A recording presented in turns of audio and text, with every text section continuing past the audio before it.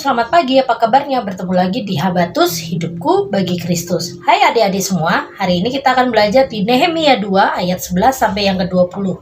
Adik-adik bisa membacanya lengkap dari ayat 11 sampai 20. Tetapi sebelum kita belajar, kita akan berdoa terlebih dahulu. Bapa kami di surga, kami ucap syukur hari ini karena kami bisa belajar firman-Mu. Berkati kami supaya kami mengerti, memahami, dan melakukannya dalam hidup kami. Dan hanya di dalam nama-Mu kami percaya berdoa, haleluya, amin. Adik-adik semua, Ibu Yohana akan menjelaskan apa yang terjadi saat Nehemia datang ke Yerusalem. Ternyata Nehemia di sini menyelidiki sesuatu sehingga dia tergerak untuk membangun tembok Yerusalem. Dia berjalan malam-malam tanpa diketahui orang. Dia mulai menyelidiki dan melihat keadaan tembok Yerusalem saat itu. Pintunya yang terbakar, temboknya yang rubuh. Dari situ dia merasa tergerak untuk membangun kembali tembok Yerusalem. Tetapi dia sadari bahwa dia tidak bisa membangun sendiri. Dia mengajak orang lain dan terutama pemuka-pemuka agama, orang-orang penting di Yerusalem pun diajak untuk berbicara. Setiap ada niat baik, pasti ada orang yang tidak suka. Dan ada 3 orang yang tidak suka dengan ide ini semua. Padahal kebanyakan orang di Yerusalem setuju, bahkan mereka mendukung apa yang dilakukan Nehemia. Orang-orang sangat bahagia. Ada satu ide cemerlang, ada ide yang bagus untuk membangun tembok Yerusalem yang sudah lama roboh. Tetapi ada 3 orang yang tidak menyukainya, yaitu Sanballat, Tobia, dan Geshem. Mereka tidak suka. Mereka merasa bahwa idenya Nehemia ini adalah ide yang sia-sia. Mereka merasa bahwa Nehemia ini hanya membuang-buang waktu dan mencari-cari masalah. Tetapi Nehemia berkata dengan tegas di ayat yang ke-20. Aku menjawab, mereka kataku, Allah semesta langit, dialah yang membuat kami berhasil. Kami hamba-hambanya telah siap untuk membangun, tetapi kamu tak punya bagian atau hak dan tidak akan dilihat di Yerusalem. Adik-adik semua, 3 orang ini merasa hebat, merasa bahwa Nehemia itu idenya tidak berhasil. Tetapi Nehemia dengan yakin, dengan optimis, dia berkata bahwa kalau Tuhan yang menggerakkan, semuanya pasti berhasil. Dan buktinya, banyak orang yang digerakkan dengan ide ini. Kita akan belajar banyak hal adik-adik semua. Adik-adik kita diberikan hikmat dari Tuhan. Tuhan menginginkan kita menjadi pribadi-pribadi yang visioner.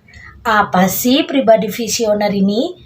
Pribadi visioner adalah orang yang memiliki pandangan atau wawasan ke masa depan. Dia berpikir jauh ke depan, bukan berpikir hanya untuk hari ini, tapi berpikir untuk masa depan. Adik-adik pun harus punya perpikiran seperti ini. Mumpung masih muda, mumpung masih kecil, mumpung masih SD atau masih TK, harus belajar sungguh-sungguh. Karena semakin adik-adik naik kelas, semakin susah pelajarannya. Kalau dari yang kecil saja adik-adik tidak mau berjuang untuk mengerti, bagaimana adik-adik akan belajar dengan sesuatu yang besar?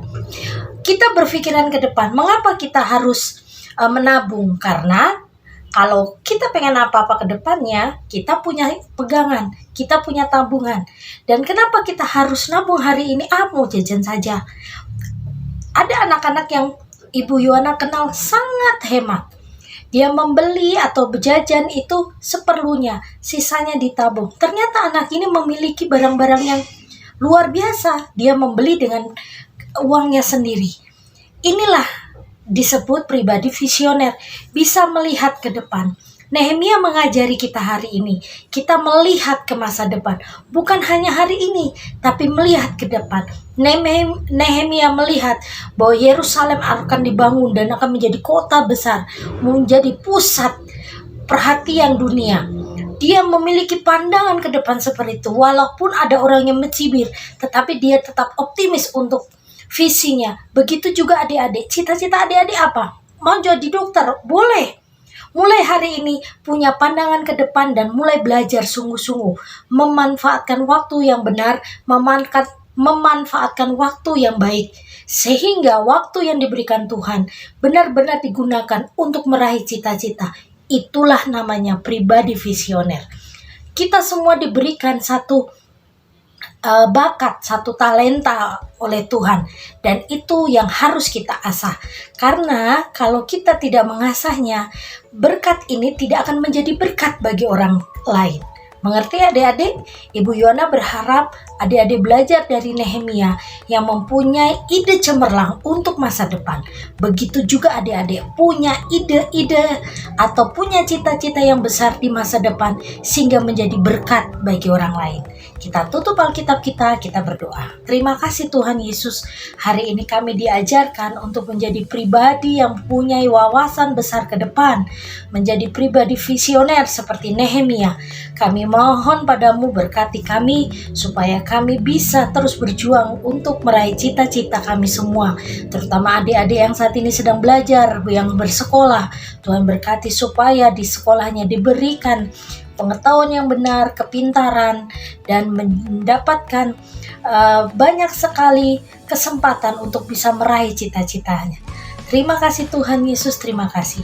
Dan hanya di dalam nama Yesus kami percaya berdoa, haleluya. Amin. Selamat pagi, Tuhan Yesus memberkati. Kabar Plus Renungan Harian Anak.